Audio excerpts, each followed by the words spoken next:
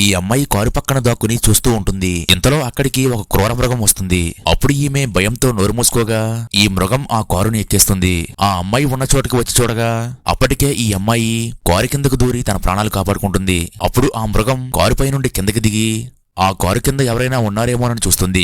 కానీ అప్పటికే ఈ అమ్మాయి ఆ కారును పట్టుకుని ఆ మృగానికి కనపడకుండా వేలాడుతూ ఉంటుంది.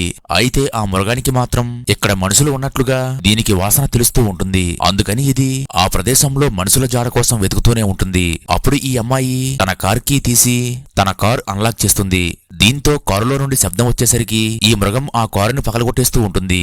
ఇదే సరైన సమయంగా భావించి ఈ అమ్మాయి వెంటనే లిఫ్ట్ దగ్గరికి పారిపోతూ ఉంటుంది. కానీ ఆ మృగం ఈ అమ్మాయిని చూసేసి ఈమెను చంపడానికి పరిగెట్టుకుంటూ వస్తుంది. ఎంతలో ఈమె ఆ లిఫ్ట్ లోకి వెళ్లి అక్కడ నుండి తప్పించుకోవడానికి ప్రయత్నిస్తుంది.